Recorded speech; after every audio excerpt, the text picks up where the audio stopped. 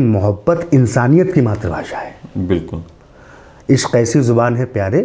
उर्दू के लिए और अदब के लिए लखनऊ जाना जाता है, इसमें कोई शक है ही नहीं।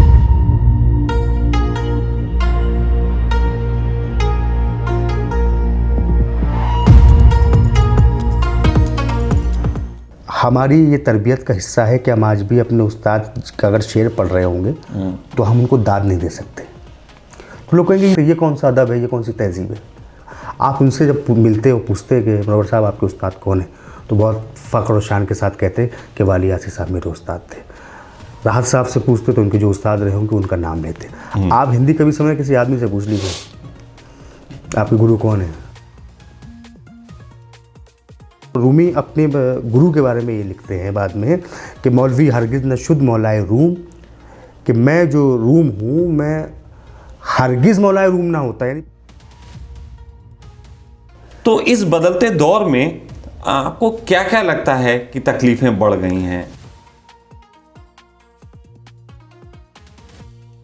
कि शाम को जिस वक्त खाली हाथ घर जाता हूँ मैं, मुस्कुरा देते हैं बच्चे और मर जाता हूँ मैं।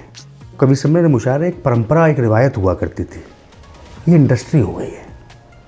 वो लिटरेचर जो लिटरेचर है उसको हटाकर नया लिटरेचर गढ़ा जा रहा है और वो ऐसा लिटरेचर गढ़ा जा रहा है जो मुझे तकलीफ हुई। मैंने मंच पे कुछ ऐसे शायरों को देखा जिनकी जर्सी देख के मुझे महसूस हुआ कि कई सालों पुरानी है। लोग ताकीद में तो टाइम पे पहुंच जाते हैं लेकिन मुशायरों के लिए टाइम नहीं। थोड़ी सी कड़वी बात यह है कि उर्दू जो शायरी है या मुशायरे हैं उसमें छन्नी अभी लगी हुई है। काम ख़राब हुआ है हिंदी कवि सम्मेलनों से। और जो हमारे हिंदी के भाई इस पॉडकास्ट को सुन रहे हैं उनसे गुजारिश करूंगा थोड़ी बहुत चीज़ें उनकी जिम्मेदारी बनती है। आप स्टेज पे जाकर जब माँ सरस्वती का नाम लेते हैं, अगर खिलाफ है होने दो, जान थोड़ी है ये सब धुआं है, कोई आसमान थोड़ी है। बहादुर आदमी के हाथ भी तलवार होते हैं, हिफाजत बुज़दिलों की मैगजीनें भी नहीं करती। कि कह दो मीर और गालिब से हम भी गज़ल करते हैं, वो उनका ज़माना था, ये हमारा ज़माना है। उसकी वो जाने उसे पासे वफा था कि ना था, तुम फराज अपनी जानिब से निभाते जाते, कि शिकवाए ज़ुल्मते शब से तो कहीं बेहतर था, अपने हिस्से की कोई शम्मा जलाते जाते। कि जीवन के इस भव सागर का, जीवन के इस भव सागर का नहीं दिखता कोई किनारा। वाह। बीन लो मोती बिखर जाएंगे, बीन लो मोती बिखर जाएंगे, बाद मेरे ये किधर जाएंगे। मैं बादशाह हूँ गुजरे हुए ज़माने का, सिमट के रह गई ये घर में सल्तनत मेरी। दुनिया ने तेरी याद से बेगाना कर दिया, तुझसे भी दिल फरेब है गम रोज़गार के, कि हम सफ़र चाहिए हुजूम नहीं, एक ही शख्स काफिला है मुझे। अब इतने जीने उतर के सोच रहे थे तो मुझे उस पर हैरानी हुई। लेकिन फिर बाद में हैरानी इसलिए नहीं हुई क्योंकि आप इस तरीके से ही सोचते हैं। मेरे जीवन की तरफ से एक छोटी सी भेंट, एक कल्चर को बचाने की, कुछ लोगों को ज़िंदा रखने की। जल्द ही आपको सखा वेलनेस में एक इस तरीके का मुशायरा देखने को मिलेगा जिसकी पूरी मैं कोशिश करूँगा। और अब ये आपके ऊपर है कि किस तरीके से उसको डिज़ाइन करते हैं। बहुत अच्छा डिज़ाइन करेंगे और जल्दी।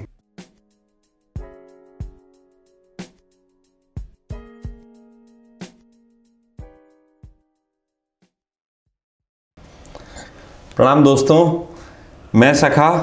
हमारे इस पॉडकास्ट का जो चैनल है द अनटेम्ड सखा, इसके लिए आज मैं एक बिल्कुल नई शख्सियत से आपको परिचय कराऊंगा और कुछ आज मैं भी अपने हिसाब से कुछ नई बातें करूंगा जैसी मैंने आज तक की नहीं है। तो मेरे लिए भी एक चैलेंज है, आप सबके देखने के लिए भी मज़े हैं। लेकिन जैसे मैंने कहा, कई बार कहा कि कोई भी दुनिया में ऐसी जगह नहीं जहाँ से हरिद्वार नहीं जाया जा सकता। तो मैं आज एक नए टॉपिक पे चर्चा करूँगा और उस टॉपिक से भी हरिद्वार की बातें करूँगा। साथ ही साथ उस विषय पे नए तरीके से कुछ चर्चाएं होंगी। निश्चित ही वो मेरा सब्जेक्ट नहीं है, लेकिन फिर भी उस सब्जेक्ट के निकट पहुंचने की कोशिश करूंगा। तो आज मैं आपकी मुलाकात जो है एक व्यक्ति से करवाता हूं। वो व्यक्ति हमारे बीच यहाँ पे बैठे हुए हैं। तो ये शहबाज भाई हैं और शहबाज भाई लखनऊ से आए हुए हैं। इनके बारे में थोड़ा सा मैं परिचय दे दूँ, जितना मैं जानता हूँ उतना ही आपको दे देता हूँ। आप जो शहबाज भाई हैं, आपसे मेरी मुलाकात हम लोगों ने शाहजहाँपुर में एक सखा परिवार ट्रस्ट की तरफ से मुशायरा करवाया था। तो वहाँ पे भाई व्यवस्था तो सबने करी थी, मैंने तो पीछे से सहयोग किया था। तो वहाँ पे शहबाज भाई से मेरी मुलाकात हुई। आप वहाँ पे जो मंच होता है इसका मुशायरे का, उसका संचालन कर रहे थे और मुझे इनका ऑरा और सब बातें बहुत अच्छी लगी। तो मुझे लगा कि हम इनसे मुलाकात कर सकते हैं। तो मैं ऐसे चर्चा के दौरान बात हुई और फिर इनका यहाँ आना हुआ। आप जो हैं मुशायरे की और इन सब की फील्ड से जुड़े हुए हैं। इनकी एक कंपनी भी है जो इस तरीके के प्रोग्राम्स वगैरह ऑर्गेनाइज़ कराती है। साथ साथ एक ट्रस्ट भी है जिसके बारे में भी आप खुद ही बताएंगे। तो वो उर्दू अदब के लिए, उर्दू को ज़िंदा रखने के लिए और उसको आगे बढ़ाने के लिए काम करते हैं। और कहीं ना कहीं उर्दू, फ़ारसी और इन सब चीज़ों का आपको ज्ञान है जो कि मुझे नहीं है। और लेकिन फिर भी मेरे दिल में बड़ी रिस्पेक्ट है हर भाषा के लिए, जिस भाषा में भी नरमी हो, एक खूबसूरती हो और मोहब्बत की बातें करते हों। तो कुल मिला के उर्दू के लिए और अदब के लिए लखनऊ जाना जाता है, इसमें कोई शक है ही नहीं। तो हम शुरुआत करें इससे पहले तो मैं चाहूँगा कि शहबाज भाई अपना थोड़ा सा परिचय और दे दें और फिर हम इसको आगे बढ़ाएंगे चर्चा। जी बहुत शुक्रिया सखा जी। परिचय तो मैं 2-4 मिसरे याद आ रहे हैं एक शेर की शक्ल में कि मैं वो चराग हूँ, दीवार है ना छत मेरी, हवाएं करती हैं फिर भी मुखालिफत मेरी, मैं बादशाह हूँ गुज़रे हुए ज़माने का, सिमट के रह गई ये घर में सल्तनत मेरी। तो ये तारुफ जो है ये सिर्फ मेरा नहीं है, ये हमारी उस ज़ुबान का है जिसका मैं शायर हूँ या छोटा सा एक खादिम हूँ, उसका कलमकार हूँ। ये जो आपने आखिरी लाइन बोली एक बार फिर से बोलें। मैं बादशाह हूँ गुज़रे हुए ज़माने का, सिमट के रह गई ये घर में सल्तनत मेरी। और सिर्फ ये बात कि सिमट के रह गई है घर में सल्तनत मेरी, मुझे रोक दिया कि मैं इस पे वाह वाह करूं। ये मैं अपनी बताता हूं कि मुझे किस जगह वाह वाह करने की बात होती है और कहाँ पे मैं ये नहीं कर पाता। तो सबसे पहले जहाँ पे मुझे लगता है कि कोई बात बहुत गहरी पी लेने योग्य है तो मैं उस पे वाह वाह नहीं करता, छलकाता नहीं। और जहाँ पे मुझे लगता है कि ये बात बहुत तकलीफ़ वाली है वहाँ भी वाह वाह नहीं निकल पाती। लेकिन जहाँ पे कोई ऐसी बात होती है जहाँ दिल के जज्बात ज़ाहिर होते हैं, ज़माने में कुछ अच्छी बातें होती हैं और एक किसी भी इल्म को आगे बढ़ाने की बात होती है, तो निश्चित ही फिर वाह वाह मेरा निकलता है वहाँ पे। तो कई बार निकलेगा और कई बार मैं रोक जाऊँगा, तो आप मुझे ऐसा ना समझें कि इन्हें समझ में नहीं आई या फिर ज़्यादा समझ में आ गई। तो कुल मिला के मेरा भी भाव ये रहता है। मैं थोड़ी सी कुछ चीज़ें हैं जिन पे बात करना चाहूँगा। देखिए, ये मेरी फील्ड नहीं रही निश्चित ही। मुशायरा और कवि सम्मेलन के संबंध में मैं सिर्फ इतना ही कह सकता हूँ, मैं कुछ बातें हैं जो मुझे लगती हैं। वो ये, एक बार किसी सभा में मैं था और वहाँ पे एक बात चली, क्योंकि मैं आध्यात्मिक लोगों के बीच था, सन्यासियों के बीच। तो वहाँ पे एक मुशायरा सा ही छोटा सा हुआ था। तो वहाँ पे एक बात चली कि कवि और ऋषि एक जैसे होते हैं। इस बात पे थोड़ा सा मैं राजी नहीं हुआ, मुझे लगा कि थोड़ी सी बात अलग जा रही है। तो कुल मिला के वहाँ फिर चर्चा हुई और एक लबोलवाब निकल के आया कि ऋषि जो होते हैं वो और कवि जो होते हैं उनमें एक छोटा सा अंतर है। कवि जो है वो कंठ से गाता है और ऋषि जो है बैकुंठ से गाता है। बैकुंठ मतलब नाभि होती है, उसको बैकुंठ बोलते हैं। तो ऋषि जो गाता है वो कहता है वो अपने दर्द कहता है। लेकिन कंठ की और बैकुंठ की क्या कोई लड़ाई हम कह रहे हैं यहाँ पे? कई बार लोग मेरी इस बात को समझते हैं कि मैं किसी को नीचा दिखा रहा हूँ। नहीं, मैं दोनों बातें बता रहा हूँ। एक जो बैकुंठ से कहता है वो अपनी जो बात कहता है वो जुबान से उतनी बेहतर ढंग से सुलझी हुई तरीके से नहीं निकलती।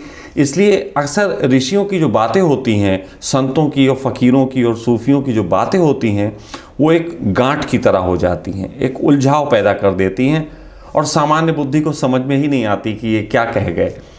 लेकिन कवि जो होता है वो उन बातों को समझ पाता है, वो कि ऋषियों ने क्या कहा, क्या दर्द हुए फ़कीरों के, और कवि उसको अपने कंठ से एक आम आदमी तक पहुंचाने के लिए उनको शब्द देता है और लोगों तक पहुंचा के वो उनको अवेक करने का काम करता है।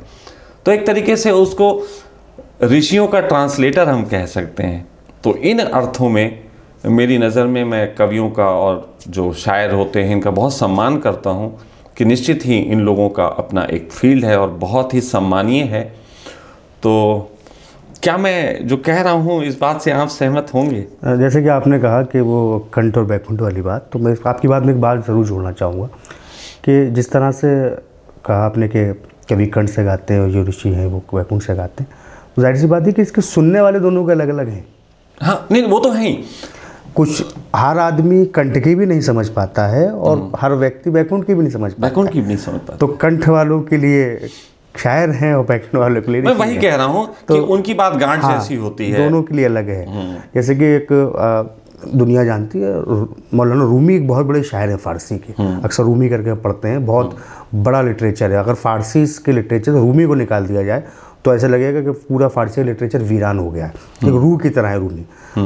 रूमी का वाक़या ये है कि वो अपने ज़माने के बहुत बड़े धार्मिक व्यक्ति थे, अपने इलाके के काजी थे, मतलब वो इंसाफ करते थे, जज जैसी हैसियत थी उनकी, हाई कोर्ट के जज जैसी। लोग उनसे इंसाफ कराने आते थे, फतवे वो देते थे, किताबें लिखते थे, बहुत बड़े मतलब इबादत गुजार अल्लाह वाले आदमी थे अपने ज़माने में। तो धीरे धीरे ये होता था कि वो बहुत एक औरा था, हर आदमी दूर दूर से मिलने आता था उनसे। तो अब उस ज़माने की तरफ थोड़ा सा पस मंज़र देखेंगे हम, उसके पीछे का क्या है। एक उनके घर के नज़दीक एक तालाब हुआ करता था, तालाब के किनारे बैठ के वो अपनी किताबें लिखा करते थे। अच्छा, आज के ज़माने में किताबें लिखना और उस ज़माने की किताबें लिखने में ज़मीन आसमान का फ़र्क है। बिल्कुल। वो एक बार स्याही डुबानी है, पर एक लफ्ज़ लिखना है, फिर वो भी फ़ारसी लिख रहे हैं, वो नुक्ते लगाने के लिए एक एक बार उनको स्याही डुबानी पड़ रही है। तो डिटेल इसलिए बता रहा हूँ कि ये पता है कि मेहनत कितनी थी उस ज़माने में किताबों की। तो मौलाना रूमी अपने वहाँ बैठे किताबें लिख रहे हैं और एक फ़कीर मस्त मलंग आदमी, बालों में मिट्टी भरी हुई है, दाढ़ी में राल टिपकी हुई है, कपड़े दुनिया के एतबार से गंदे हैं और गधे पे कुछ जगह खच्चर लिखा हुआ है, बैठ के आते हैं और पूछते हैं कि बहुत तेज आवाज़ में पूछा उन्होंने कि ये क्या है। अब मौलाना रूम इतने बड़े विद्वान व्यक्ति अपने ज़माने के, उनके अंदर थोड़ा सा इंसान आ गया। उन्होंने कहा कि ये वो है जो तुम नहीं समझ सकते, तुम नहीं जान सकते। तो शम्स तबरेज़ी उनका नाम था, वो अपने खच्चर से उतरे। उनको ये बात थोड़ी सी बुरी लगी। उन्होंने वो सारी किताबें उठा के मौलाना रूम की तालाब में फेंक दी, जो बगल में तालाब था। अब मौलाना रूम का तो जो पारा था वो 7वें आसमान पे, वो मतलब पहले उन्होंने उनसे बहस की, फिर उन्हें झगड़ा किया, दस्तो गरेबान हो गया। उसके बाद वो बैठ कर रोने लगे।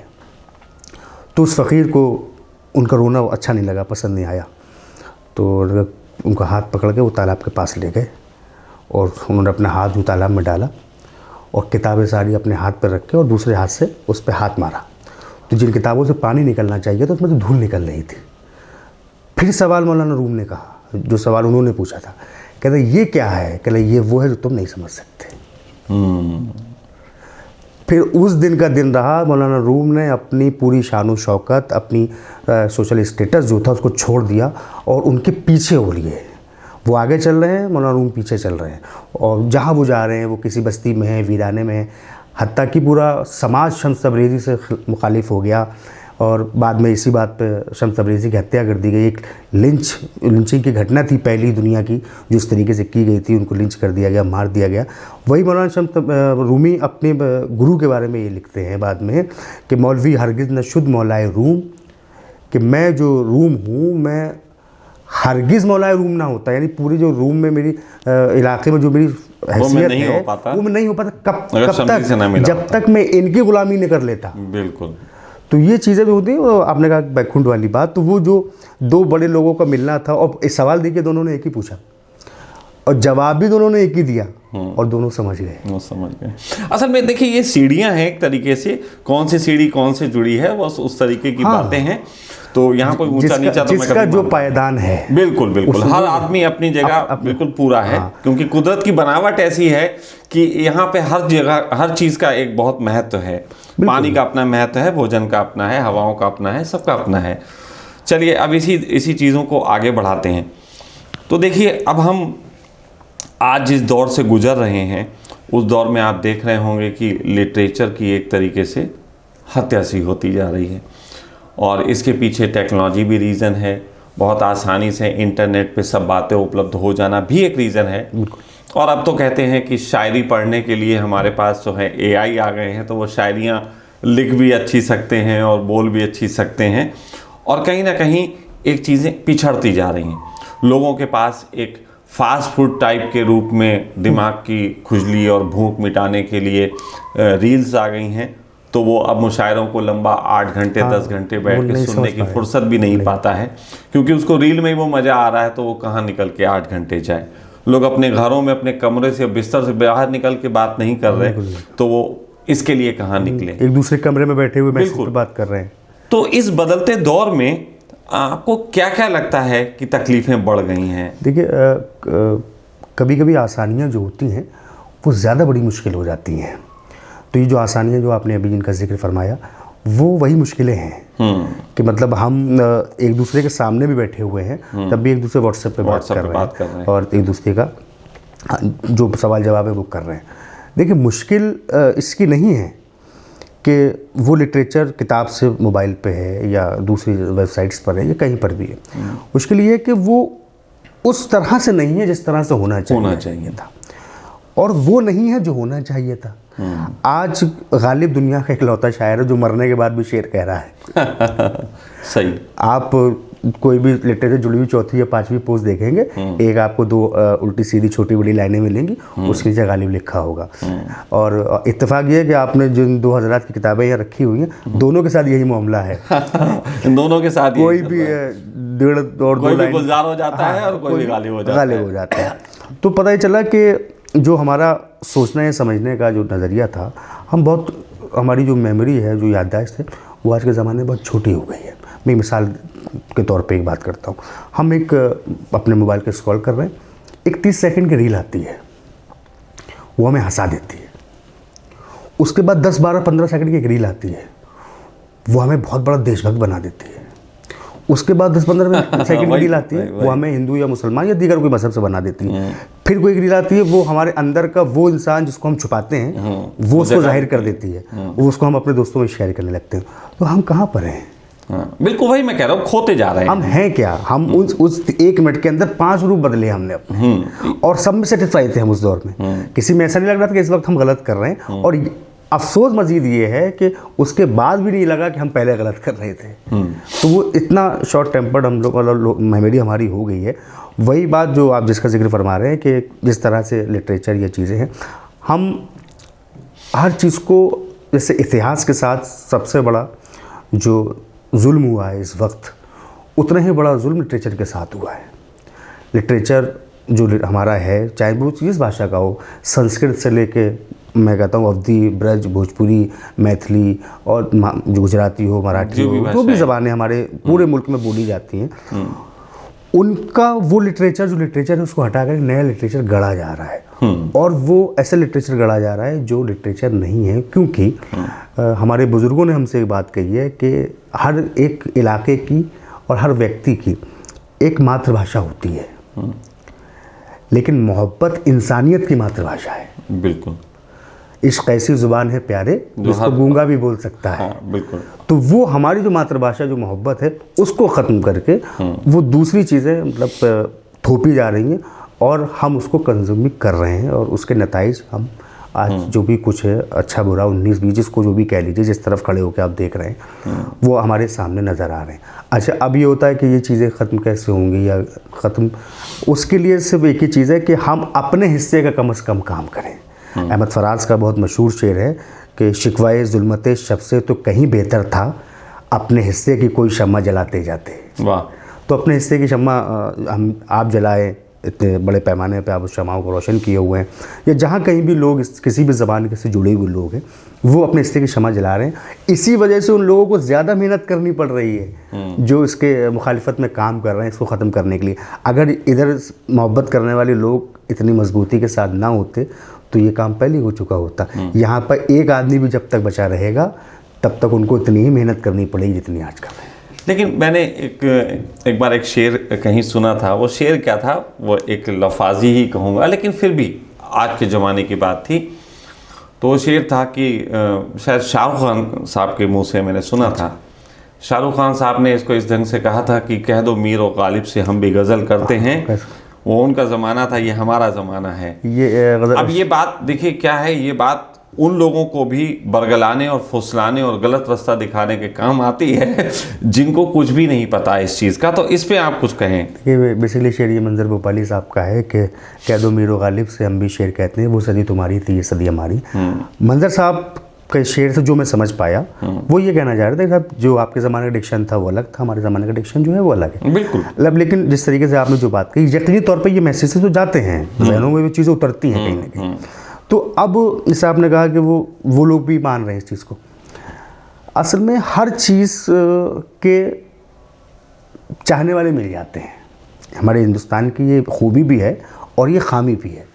यहाँ पर आपको अच्छे से अच्छे इंसान के फॉलोअर्स मिलेंगे और ख़राब से ख़राब इंसान। नहीं, वो तो सदा से रहा है, वो तो हमेशा रहा है। और उसमें क्या है, उसके पीछे बेसिक वजह क्या है, उसके पीछे हमारा पर्सनल फेथ है उस आदमी पे, हमारी रिसर्च नहीं है ना किसी सो कॉल्ड अच्छे के लिए या सो कॉल्ड बुरे के लिए। रिसर्च करने की फुर्सत भी तो नहीं है आजकल। बिल्कुल नहीं है, बिल्कुल नहीं। वो बड़ा अच्छा एक शेर है फैज़ का कि दुनिया ने तेरी याद से बेगाना कर दिया, तुझसे भी दिल फरेब है गम रोज़गार के।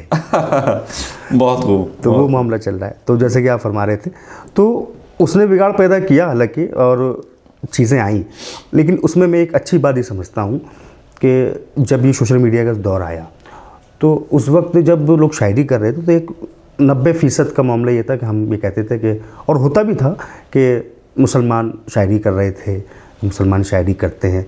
लेकिन जब ये एक रेवोल्यूशन जैसा आया तो हमने एक बहुत बड़ा चेंज देखा। हमारे हिंदू भाई कई उससे जुड़े हुए और अच्छी शायरी कर रहे हैं, और वो सिर्फ़ और सिर्फ इंटरनेट की ही देन है। और जितना लिटरेचर पाकिस्तान से एकदम से हिंदुस्तान में आया, वहाँ का अच्छा बुरा जो भी आया, हमारी जो भी चीज़ें यहाँ दुनिया भर में पहुँची, तो लोगों ने उसको समझा पढ़ा। जॉन एलिया जैसा बड़ा शायर, वो कोई आज से थोड़ी बड़ा शायर था। वो जब हयात थे, जब उनकी शोहरत थी, तब से वो बड़े शायर थे। लेकिन हम तक कब पहुँचते हैं वो 2010 के बाद पहुँच रहे हैं, 14, 15, 16 में पहुँच रहे हैं। और आके एकदम से ऐसा लगता है कि जॉन अभी 2 दिन पहले पैदा हुए थे और आज बड़े हो गए। ऐसा तो नहीं था। तो ये उसका एक प्लस पॉइंट रहा। तो 1% का भी मेरा ये पर्सनल मानना है कि 1000 गुनाहगार छूट जाए, एक बेगुनाह नहीं फंसना चाहिए। बिल्कुल बिल्कुल। मेरा भी मानना यही है कि अब 2, 4, 10 लोग या 20 लोग ऐसे हैं जो 19-20 कर रहे हैं, लेकिन उसमें 2 लोग भी अच्छे निकल के आ रहे हैं। तो हमें उन्हीं 2 लोगों को देखना है, और वो बड़ा काम कर रहे हैं। चलिए अब इस विषय पे थोड़ा सा मुद्दे को और थोड़ा आगे बढ़ाते हैं। देखिए, मेरी जब मुलाकात हुई तो मेरी मुलाकात आपसे किस तरीके से हुई और क्या उद्देश्य से हुई, वो मैं आप लोगों को थोड़ा बताना चाहता हूँ, ताकि फिर उस दिशा में हम थोड़ा ले चलेंगे चर्चाओं को। क्योंकि प्रॉब्लम पे बातें करना और प्रॉब्लम के सल्यूशन के लिए काम करना, ये 2 तरीके के जज्बे होते हैं। तो प्रॉब्लम्स तो हैं, जैसे बहुत अच्छी बात कही कि कोई भी जो है भाषा है, कुछ है, उसका सौंदर्य ख़त्म होता जा रहा है धीरे धीरे। उसकी जो अंदर की गहराइयाँ हैं, वो लिटरेचर की बातें वो अब सब खो रही हैं। ये भीड़ एक ऐसी दिशा में भाग रही है जहाँ पे लोगों को कुछ पता ही नहीं है। तो मैं आपको बताना एक चीज़ चाहता हूँ, क्योंकि मेरे पास तो लोग इलाज के लिए इस तरीके से आते हैं कि जब मेरे पास कोई ऐसा व्यक्ति आता है जो बहुत ज़्यादा पजल्ड, दिमाग से उलझा हुआ, डिप्रेशन टाइप की चीज़ों में है, और ज़्यादातर लोग डिप्रेशन में हैं बहुत तरीके के दबाव के कारण। तो डिप्रेशन से बाहर निकलने के लिए ज्योतिषी आधार पर सबसे अच्छे एक ग्रह की ज़रूरत होती है, जिसका नाम है बुध। बुध खराब कहाँ से होता है? तो बुध खराब होता है मोबाइल से। जो रीलें देखते हैं, आप साइकोलॉजिकल तरीके से सोचिए कि हम 1 मिनट में एक रील देख रहे हैं, फिर डिफरेंट रील देख रहे हैं, फिर डिफरेंट रील देख रहे हैं, तो हमारे माइंड को एक सेटिंग बिगड़ जाती। तो मैंने इस पर एक बहुत छोटा सा प्रयोग किया, और वो बहुत काम का है, और आप सब अपने घर में कर सकते हैं। वो प्रयोग है कि आप दिन में कम से कम मोबाइल इस्तेमाल करें, और दूसरा एक काम करें, प्रतिदिन शाम को, अब शाम क्या होती है? जब अंधेरा हुआ नहीं है और सूरज डूब चुका है, उस हिस्से को शाम कहते हैं। अगर शाम के वक्त आप एक मूवी लगाएं, जो कि आपको 70 से पहले की मूवी लगाएं, उसके बाद की मत लगाएं। हो सके तो 70 से पहले की मूवी लगाएं, पारिवारिक फिल्म लगाएं, लड़ाई झगड़े वाली ना लगाएं, शोले वगैरह ना लगा लें। तो पारिवारिक एक फिल्म लगाएं और उसको पूरा बैठ के देखें, और कसम खाएं कि हम इसके बीच में मोबाइल नहीं इस्तेमाल करेंगे। आप देखिएगा 10 दिन में आपके अंदर फ़र्क पड़ जाएगा। ये मैं आपको एक यहाँ बैठे बैठे इस मंच से सलाह भी दे रहा हूँ। अब हम आगे की बात करते हैं। जैसे कि मैं यहाँ पे कैंप्स हम लोग आयोजित करते हैं सखा परिवार ट्रस्ट की तरफ से, जिसमें हम लोगों को 5 दिन के लिए मौन का मौका देते हैं। इसमें हम मोबाइल रख लेते हैं और ये टोटली फ्री ऑफ कॉस्ट है, आप इसमें भी आ सकते हैं। एक और हम फिर चीज़ पे आए, मुझे ऐसा लगा कि आज के दौर में कुछ बातें खो गई हैं। लोगों का पेशेंस खो गया है, लोगों को दूसरे की रिस्पेक्ट खो गई है। कहीं ना कहीं मैंने देखा कि लोगों को खुद भी वो खोते जा रहे हैं और आत्मा एक तरीके से उनकी इतनी जकड़ दी गई है सिस्टम द्वारा कि वो आवाज़ भी नहीं उठा पाते। तो मुझे लगा कि सिस्टम को जगाने का काम कौन करता है, तो अगर डेमोक्रेसी के तहत देखें तो सिस्टम को जगाने का काम करता है विपक्ष। अगर डेमोक्रेसी के तहत देखें, जो कि विपक्ष नहीं कर रहा है, ये भी बड़ी कमाल की बात है। तो फिर ये संविधान में लिखा है, मैं कोई अपनी बात नहीं कह रहा, ये संविधान की बात कह रहा हूँ। संविधान कहता है कि जब विपक्ष अपनी भूमिका ना निभाए तो पब्लिक को विपक्ष हो जाना चाहिए, ये भी संविधान कहता है। तो मुझे लगा कि मेरे फर्ज है संविधान के प्रति, तो क्यों ना मैं पब्लिक के बीच अवेकनेस की बात करूं कि पब्लिक अपनी बातें कहे, जो सिस्टम के प्रति नाराजगी है अपने ढंग से अच्छे शब्दों में उठाए। तो कौन उठाएगा? तो कहते हैं कि राजा से टकराने का साहस या राजा के खिलाफ बात उठाने का साहस कोई पागल ही कर सकता है। तो पागल कौन? पागल वो जो कला में है, कला के प्रेम में है। जैसे कोई आध्यात्मिक प्रेम में है, कोई किसी स्त्री के प्रेम में है, कोई रंगमंच का कलाकार है, कोई आर्टिस्ट है, कोई पेंटिंग करता है। आपने देखा होगा कि एक समय तो था बाल ठाकरे साहब जो थे अपने कार्टूनों को लेकर लड़ गए थे, सिस्टम से, कार्टून से लड़ रहे थे। क्या गजब की बात है कि एक बंदा कार्टून के माध्यम से सिस्टम से लड़ रहा था। और कभी कभी किसी दौर में ऐसे शायर हुए हैं कि जो सिस्टम से टकरा गए अपनी शायरी को लेके। तो कुल मिला के सिस्टम से अपनी बात कहने का एक जज्बा जो है वो मंच भी है ना। और इसमें जो है राहत इंदौरी साहब का भी जवाब नहीं मैं मानता हूं कि उन्होंने कई बातें बहुत अच्छे ढंग से उठाई। मुनव्वर राणा की भी मैं बात करूंगा कि उन्होंने भी काफ़ी बातें अच्छी सी उठाई। तो मुझे एक ख्याल आया कि क्यों ना हम एक मुशायरा, एक कवि सम्मेलन, इस तरीके की चीज़ें करवाएं जिसमें मंच से हम अच्छे लोगों को लाएं जो कि आपको एक नए ख्यालात भी दें, आपका एंटरटेनमेंट भी करें और साथ साथ आपके अंदर से अवेकनिंग भी पैदा करें। तो ये ख्याल जब मेरे अंदर आया तो मैंने एक प्रोग्राम करवाया, उस प्रोग्राम में ही आपसे मुलाकात हुई। लेकिन मैंने उस प्रोग्राम में कुछ चीज़ों को एहसास किया, ये मैं आपको बताना चाहता हूँ। मैंने सबसे पहले उस प्रोग्राम पे एहसास किया कि शायरों में भी अब किन्हीं किन्हीं बातों को लेके उतावलापन है।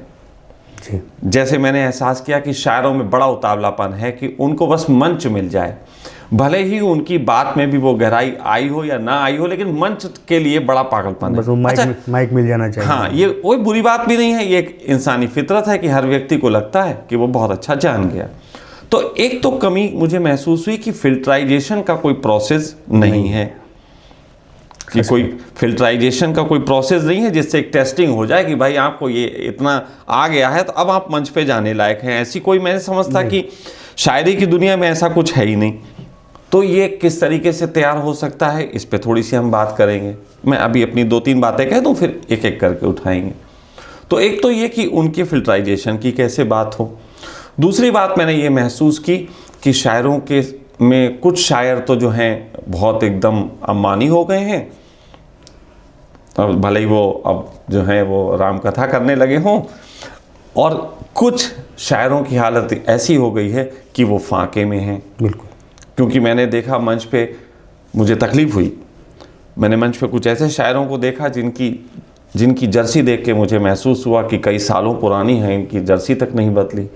अब कोई अगर अपने दिल की सबसे अच्छी बात कहने के लिए सबसे अच्छे मंच की तलाश में अगर है और मंच पे जाते वक्त उसके पास एक अच्छे कपड़े भी नहीं हैं, तो ये भी एक तकलीफ़ का विषय है। तो वो मुझे पीड़ा हुई, तो इस पे भी बात करूँगा कि इस पे क्या होना चाहिए। और तीसरी चीज़ मुझे एक और महसूस हुई, वो ये हुई कि शायरों को वो पूरा वक्त नहीं मिलता कहने का अपनी बात को, जिस पे वो अपनी पूरे तरीके से बात कह सकें, है ना। और इसके पीछे तो मैं थोड़ा कारण समझता हूँ कि कई बार अगर मंच की खुली छूट दे दी जाए तो कुछ बकवास लोग पूरा समय ही खा जाते हैं, तो उसका क्या प्रोसेस हो। तो ये 3 विषय मेरे लिए इम्पॉर्टेंट रहे इस मतलब उसके दौरान। तो मैं अब चाहूँगा कि आप इन तीनों विषयों पे बारी बारी से अपनी बात कहें। जैसे कि आपने पहली बात जो फरमाई कि फिटाइजेशन नहीं है, कि आप कैटेगराइजेशन नहीं है कि किसको किस कैटेगरी में रखा जा सकता है। थोड़ी सी कड़वी बात यह है कि उर्दू जो शायरी है या मुशायरे हैं, सिर्फ शायरी और मुशायरे, उसमें छन्नी अभी लगी हुई है। काम ख़राब हुआ है हिंदी कवि सम्मेलनों से। उसके पीछे कई फैक्टर्स हैं। राजनीति भी एक फैक्टर है, जातियाँ भी फैक्टर हैं, और कुछ जो ओहदे हैं लोगों के, कोई किसी पद पे, मैं नाम किसी का या पद का नाम नहीं लूँगा, वो भी एक फैक्टर है। आज भी हम जो आपने जिक्र किया उसका कि कैसे होगा कि आप बात करने लायक हो गए या नहीं हो गए। मैं तकरीबन 11-12 साल से शायरी में हूँ, स्टेज की शायरी पे। हमारी ये तरबियत का हिस्सा है कि हम आज भी अपने उस्ताद का अगर शेर पढ़ रहे होंगे तो हम उनको दाद नहीं दे सकते। तो लोग कहेंगे इसमें कौन सी बड़ी बात है, दाद नहीं दे सकते, ये कौन सा अदब है, ये कौन सी तहजीब है। क्योंकि हम ये मान के चलते हैं कि हमारी समझ इतनी डेवलप नहीं हुई है कि हम उस्ताद के शेर समझ पाए और उस पर दाद दे पाए। हम उसको दाद देना सूए अदब समझते हैं, अदब के ख़िलाफ़ समझते हैं। वहीं दूसरी जब आप हिंदी कवि सम्मेलन देखते हैं तो जिस तरह की चुटकुलेबाजियाँ, शायरात के साथ उस तरीके से बातचीत, जुमले, फप्तियाँ, जो भी कुछ देखते हैं आप, और हमारे उर्दू में शायरी में जो सबसे बड़ी बात जो आज भी कायम है, इसलिए हमारे वहाँ उस्तादी शागिर्दी का रिश्ता है आज भी। आप जैसे जो बड़े लोगों का आपने नाम लिया, मुनव्वर साहब का, राहत साहब का, आप उनसे जब मिलते हो, पूछते कि मुनव्वर साहब आपके उस्ताद कौन है, तो बहुत फ़ख्र और शान के साथ कहते कि वाली यासी साहब मेरे उस्ताद थे। राहत साहब से पूछते तो उनके जो उस्ताद रहे होंगे उनका नाम लेते। आप हिंदी कवि समय किसी आदमी से पूछ लीजिए आपके गुरु कौन है, तो वो इसमें फ़ख्र समझता है कि मेरा गुरु कोई नहीं है। जब आपने कोई काम सीखा नहीं है, देखिए फ़न जो भी कोई है, चाहे वो पेंटिंग का हो, चाहे एक्टिंग का हो, चाहे सिंगिंग का हो, चाहे शायरी कविता का हो, ये काम सीख के करने वाले हैं। खुदादाद सलाहियतें होती हैं, आपके अंदर एक स्पार्क होगा, एक अंकुर आपके अंदर फूटेगा, लेकिन उसको सही दिशा देने के लिए, उसको खाद पाने के लिए, उसको सही वक्त पर तराशने के लिए, उसको बचाने के लिए, उसको धूप और हवा देने के लिए एक आदमी चाहिए होता है, तराशने के लिए बिल्कुल चाहिए। तो हमारे वहाँ मतलब हमारे यहाँ से मुराद उर्दू शायरी या मुशायरे में ये चीज़ें थोड़ी सी अभी बाकी है, थोड़ी सी ही बाकी है, ये भी मैं साफ साफ कह रहा हूँ, थोड़ी सी बाकी हैं। कवि सम्मेलनों में ऐसा नहीं है हमारे। और आप शायरी के जो फॉर्मेट्स हैं वो उसका पूरा ख्याल रखना है। एक गज़ल का एक लाइन भी, एक मिसरा भी दाएँ बाएँ नहीं होना चाहिए, वरना वो जो आदमी आपको दाद ऐसे करके सुन रहा है, दाद नहीं दे रहा, वो तुरंत ऐसे सर उठाएगा अपना और वो समझ जाएगा कि यहाँ आपसे गलती हो गई। लेकिन हिंदी कवि सम्मेलनों में ऐसा कुछ भी नहीं है। और यही एक, क्योंकि अब कवि सम्मेलन ज़्यादा होते हैं और कवि, क्योंकि जब प्रोग्राम ज़्यादा होंगे, जब उसके पीछे फाइनेंशियल सपोर्ट होगा तो जाहिर सी बात है वो चीज़ें बढ़ेंगी भी आगे, तो वो ज़्यादा नज़र भी आती हैं। तो इसलिए लगता है कि वो अब जो चीज़ें ये हो रही हैं यही टोटल मामला हो गया है, लेकिन टोटल मामला ऐसा नहीं है। मुशायरों में थोड़ा बहुत गनीमत अभी मामला है। और जो हमारे हिंदी के भाई इस प्रोग्राम को देख रहे हैं, इस पॉडकास्ट को सुन रहे हैं, मैं उनसे गुजारिश करूँगा थोड़ी बहुत चीज़ें उनकी जिम्मेदारी बनती है। आप स्टेज पे जाकर जब माँ सरस्वती का नाम लेते हैं तो आपको समझना चाहिए कि आपको फोड़ बात नहीं करनी है। आप वाणी पुत्र अपने आप को अगर कहते हैं और हैं तो आपको मानना पड़ेगा वाणी पुत्र का मतलब क्या होता है, वाणी है क्या, बिल्कुल, और उसका पुत्र का उसका रिश्ता क्या है, उस रिश्ते का निर्वाह कैसे होगा, कैसे होना चाहिए और क्या नहीं हो रहा है, ये कौन समझेगा। ये समझना भी तो आप ही को पड़ेगा। जब हम अगर किसी चीज़ का दावा करेंगे तो हमें दलील भी देनी पड़ेगी। दावा दलील मांगता है, वो आप करेंगे नहीं। खैर दूसरी बात जैसे आपने जो कही कि वो अंबानी हो गए या कुछ हो गए, जो भी, देखिए सबका अपना अपना मुकद्दर है। अंबानी भी एक ही हुए, अडानी भी एक हुए, इससे पहले भी कुछ हुए और बाद में भी बहुत कुछ होंगे, वो सिलसिला रुकेगा नहीं। इसके पीछे मैं जो वजह समझता हूँ, इस जो हमारे वहाँ कवि सम्मेलन मुशायरे एक परंपरा, एक रिवायत हुआ करती थी, ये इंडस्ट्री हो गई है। अब जब इंडस्ट्री हो गई है तो ग्लैमर है, पैसा है और एक सिंडिकेट है जो कंट्रोल करता है चीज़ों को। हर जगह होता है, पॉलिटिक्स में भी है, कॉर्पोरेट में भी है। तो वो जब आपने उसको इंडस्ट्री बना के उसको कबूल कर लिया है, फिर उसमें जैसे पूरी इंडस्ट्री का एक बड़ा माफिया होता है, उसके नीचे छोटे माफिया होते हैं, फिर अपने अपने इलाके के माफिया होते हैं, फिर जो उनसे जुड़े हुए हैं, जैसे जो बड़े माफिया से जुड़ा, हमारे कोई इलाके के बड़े नेता जुड़ा है तो सारे ठेके उसी को मिलते हैं, चाहे सड़क बनाने का हो, स्टेशन बनाने का हो। अब ये शिकायत कोई मकान बनाने वाला करे, एक मिस्त्री, कि मैं तो बहुत अच्छा मकान बनाता हूँ, 30 साल से मेहनत कर रहा हूँ, लेकिन बेचारा वो किसी सिंडिकेट से जुड़ा हुआ नहीं है, तो जाहिर सी बात है वो चीज़ें उस तक नहीं पहुँच पा रही हैं जो पहुँचनी चाहिए थी। तो उसके पीछे वजह यही है कि कई ग्रुप्स हैं और हर आदमी अपने 10-12 लोगों के लिए बैठा हुआ है। इस वजह से ऐसा हो रहा है कि जो जेन्युइन लोग भी हैं उन तक वो चीज़ें नहीं पहुँच पा रही हैं जो पहुँचनी चाहिए। अच्छा, कैसे ये हो सकता है? इसमें सिर्फ ऐसा हो सकता है कि जब हम कोई प्रोग्राम करें, मैं शहबाज तालिब को मुशायरा करता हूँ और मैं शायर हूँ, तो मुझे भी मालूम है कि कौन लोग ऐसे हैं, तो कम से कम हम अपने मुशायरे में एक ऐसे आदमी को 10 लोगों के साथ हम 9 वो लोग शामिल करें जिनकी वजह से लोग आते हैं या जिनकी वजह से स्पॉन्सर मिलता है या हमारी वीडियोस चलती हैं, सारे फैक्टर्स अपनी जगह काम करते हैं। तो कम से कम हम 10% का आरक्षण तो दे ही सकते हैं उस आदमी को। हमने जो आपने जिस मेरी संस्था का जिक्र किया, तकी मीर फाउंडेशन हम रन करते हैं लखनऊ में, हमारे तमाम दोस्तों की मदद से हम 2018 से उसको रजिस्टर करके चला रहे। हम काम तो 2015 से कर रहे हैं, लेकिन रजिस्टर्ड उसको 18 में कराया था। तो हम तब से लेके आज तक एक ना एक आज शख्स, कोई शायर या कवि ऐसा हम ज़रूर रखते हैं जिसको दुनिया ये कहती है कि लोग नहीं जानते। हम ऐसा अपनी ज़बान से नहीं कहेंगे किसी के बारे में, सबकी अपनी अपनी शोहरतों के पैमाने अलग अलग हैं। तो दुनिया हम उनको ज़रूर शामिल करते हैं और कोशिश करते हैं कि उनको कम से कम हम कुछ दे पाएँ कि वो घर जाएँ और वो अपने बच्चों के लिए कुछ ले जाएं। राशिद रेड्डी का एक शेर है कि शाम को जिस वक्त खाली हाथ घर जाता हूँ मैं, मुस्कुरा देते हैं बच्चे और मर जाता हूँ मैं। तो ये मौत उस आदमी को उस वक्त के लिए ना मरना पड़े, हम उसकी कोशिश करते हैं। हमारे और हम नहीं, हमारे सब दोस्तों की, हमारे जो टीम के लोग हैं, सबकी वजह से ऐसा मुमकिन हो पा रहा है।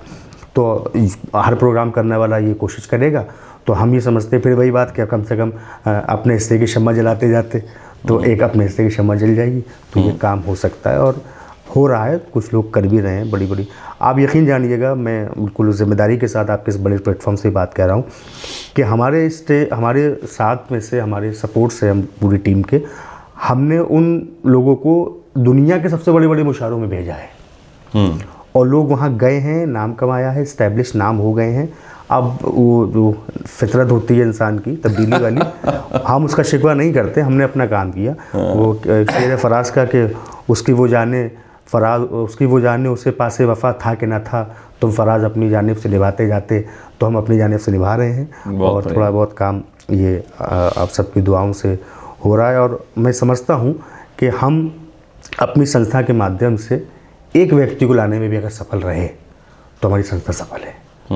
हमें वो ये नहीं है कि एक बहुत बड़ा भीड़ चाहिए, कि हम सफ़र चाहिए, हुजूम नहीं, एक ही शख्स काफ़िला है मुझे।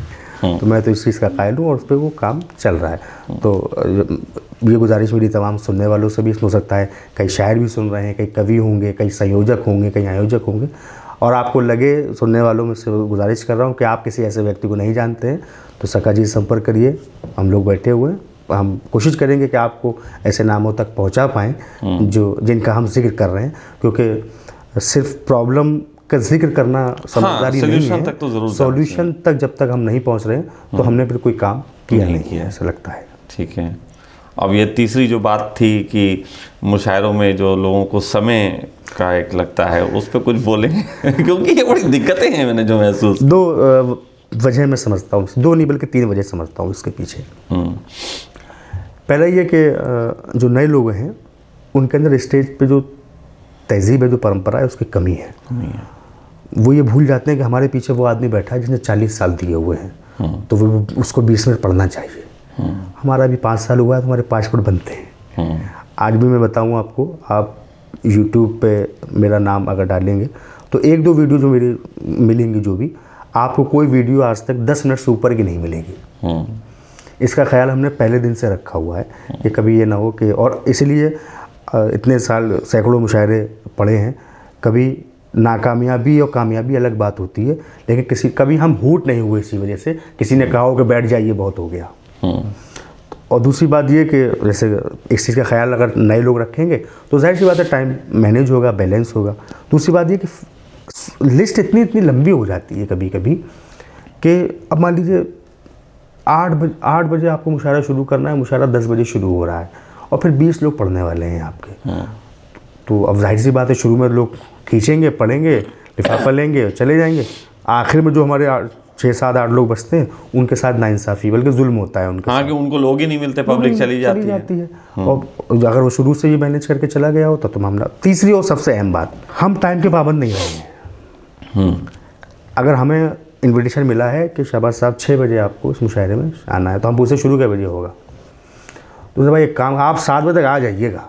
तो हमसे तो अच्छा है, मतलब 8, पौने 8 तक शुरू करोगे। मैं आपको एक बहुत अच्छी बात बताऊं, मुझे बड़ा अच्छा खुशी हुई। हमारे एक भाई हैं संतोष सिंह साहब, मुंबई में बहुत अच्छे शायर हैं और काफ़ी शायरी गज़लें उनकी मशहूर हुई। तो वो उन्होंने हमसे कहा कि शहबाज तुम्हें मुशायरे में गाना है। तो हमने भाई आएंगे। अच्छा, ट्रेन से हम लोग पहुँचे तो उन्होंने हमको बताया कि ये अंधेरी में कोई एक कॉलेज है वहाँ बड़ा, वहाँ का फेमस। तो कहने स्टेशन से आप लोग निकलेंगे, आपको ऑटो मिल जाएगा। ऑटो से हम लोग पहुँच गए इत्मीनान से। तो हमने कहा भैया कितने बजे का टाइम है? उन्होंने कहा 5 बजे का, 6 बजे का टाइम है। तो हमने कहा पहुँचना क्या बजे? कहने लगे तुम 5:30 तक आ जाना। तो हमने कहा आप हमारे साथ एक दोस्त है, हमने कहा यार जल्दी नहीं बुला रहे हम लोग, क्या करेंगे, 6 बजे का टाइम है, 5:30 बजे बुला रहे हैं। तो हमने कहा चलते हैं, दूर का मामला है, शहर नया है, पता नहीं वक्त कितना लगे जाने में, ट्रैफिक है या कुछ है। तो सगा साहब हम वहाँ पहुँचते हैं तकरीबन 5:40 के आसपास।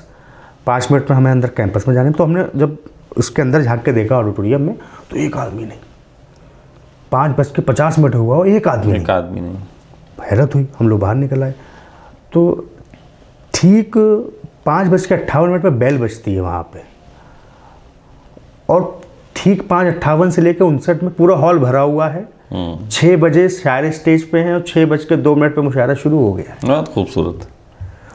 और दूसरी ये खूबसूरत बात उसमें ये हुई, हमने पहली मरतबा देखा कि उस मुशायरे में ब्रेक हुआ बीच में।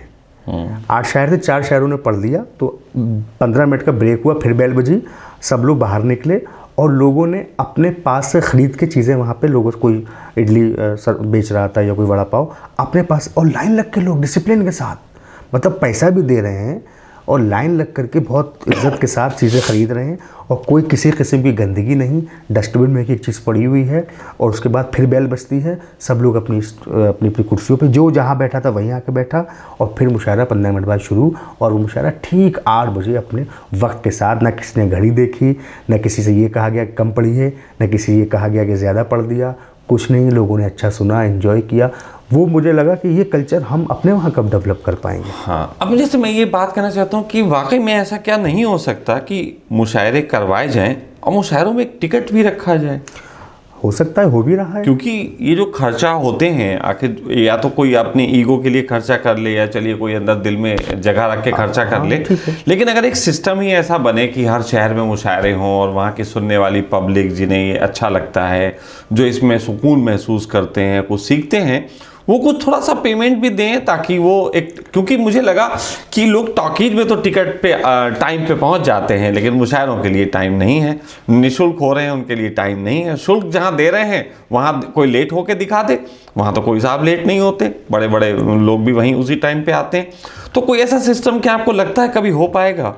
देखिए, पहली बात है कि इंसानी फितरत है कि जिन लोगों को हम नमस्ते करते हैं उनको दिवाली में 1500 वाली मिठाई पहुंचाते हैं और जो लोग हमें नमस्ते करते हैं वहाँ हम 300-400 में काम चलाते हैं। तो हमने कहा ना कि वो वहाँ लेट होकर दिखाएं।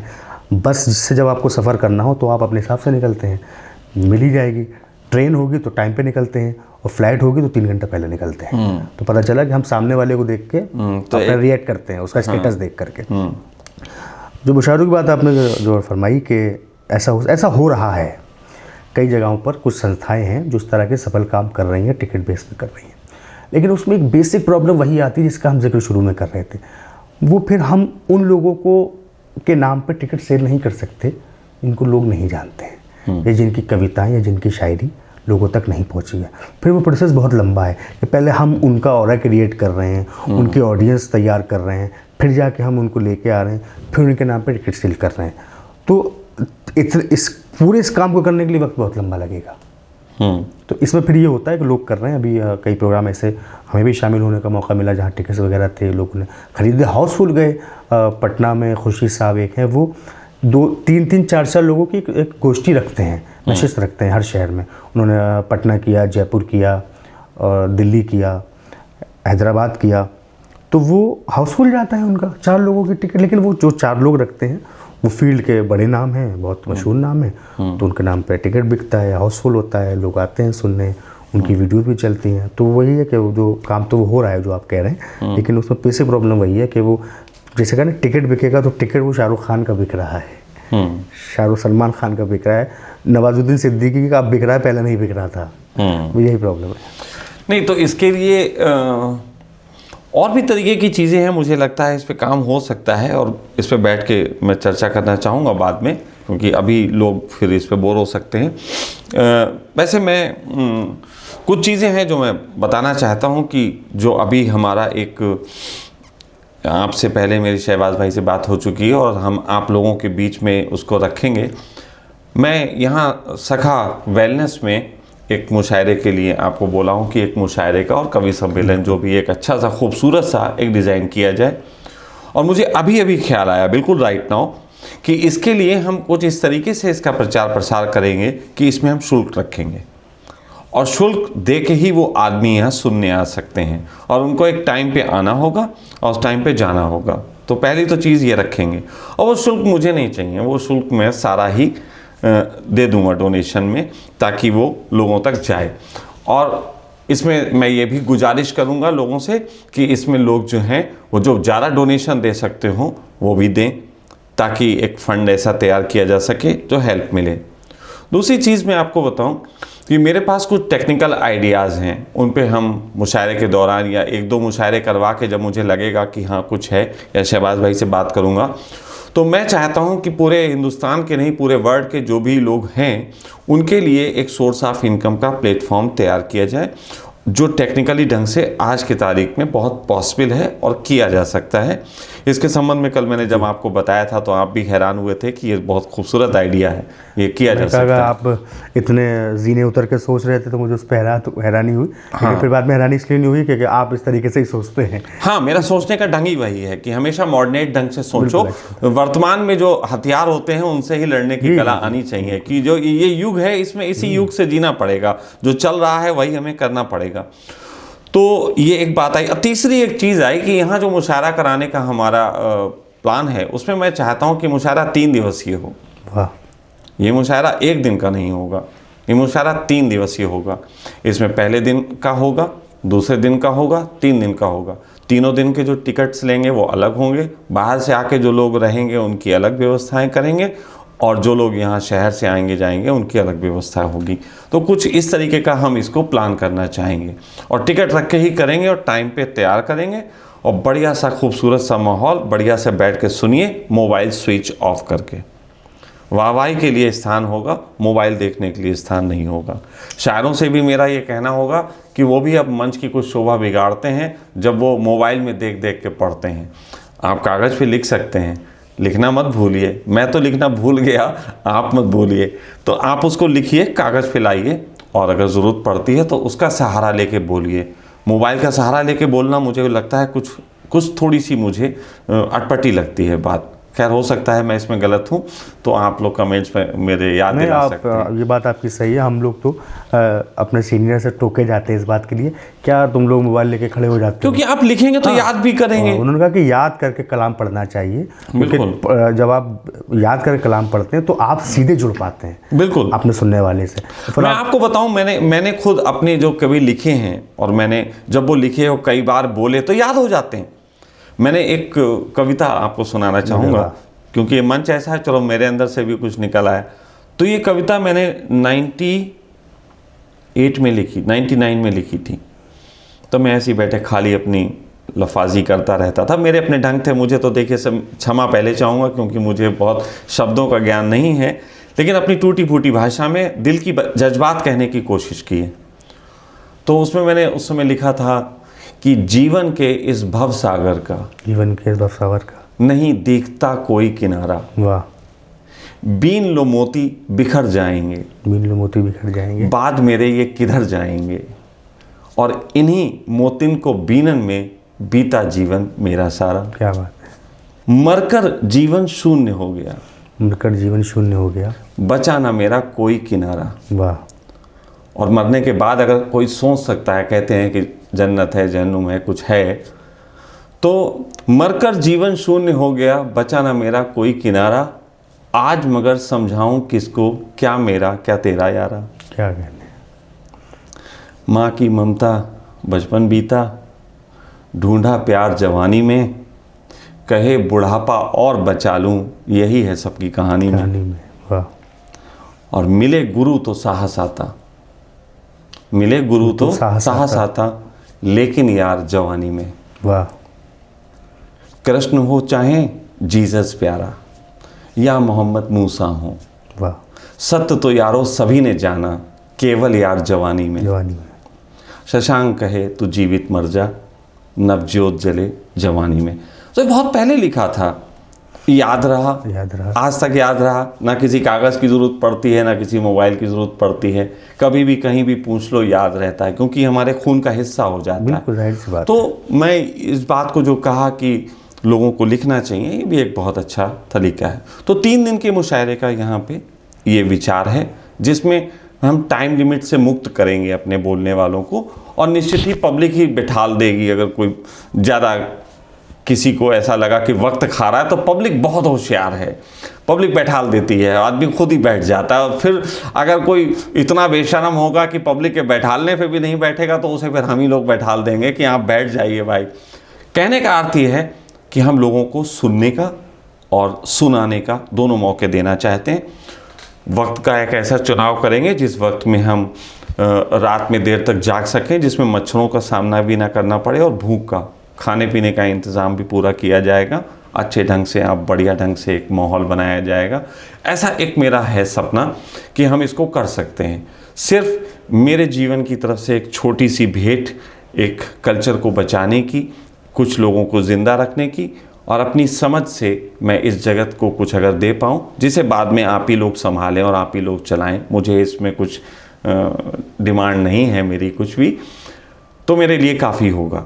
क्योंकि मैं मानता हूँ कि मैं एक ऐसा मुसाफिर हूँ जो एक ट्रेन में गुजरता है, तो कहीं फ़कीर दिखता है तो उसको भी कुछ देता है, कहीं कोई एक उदास स्त्री दिखती है तो उसे भी मुस्कुरा के उसके दिल में एक तसल्ली देता हूँ, और कहीं कोई मूंगफली खा के कोई दोस्त बन जाता है संग में, तो उसका भी साथ दे लेता हूँ। तो मेरी ज़िंदगी कई तरीके के फ़लसफ़ों के बीच चलती है। तो मैं इस संबंध में चाहूँगा कि ये जो विचार हमने रखा था, इसे आप थोड़ा सा बताएं, इसे अपने शब्दों में क्या कैसा लगा था आपको सुनते वक्त कि ये कैसा है। नहीं, तो मेरे लिए तो ये थोड़ी सी अलग बात थी, क्योंकि आप जिस मैदान से ताल्लुक़ रखते हैं, वो हालांकि वो लिटरेचर से कोई अलग नहीं है, अध्यात्म और लिटरेचर कोई मतलब एक दूसरे से जुड़ी हुई चीज़ें हैं।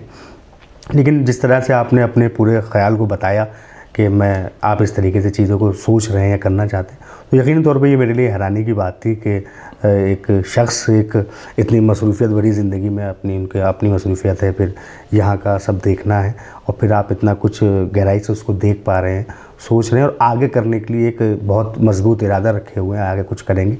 और और मैं बार बार एक चीज़ पे नोटिस कर रहा था, आप कह रहे थे कि हम टाइम से फ्री रखेंगे शायर को, कि उसको लिए ये नहीं है। तो जाहिर सी बात है, कभी कभी ऐसा होता है कि जब शायर अपने जोन में आता है, पहुंचता है सुनाने के, पहले तो भूमिका ही बन रही होती है। बिल्कुल, इसको हम लोग अपनी ज़ुबान में कहते हैं कि अभी गला गर्म हो रहा है। हाँ, बिल्कुल सही।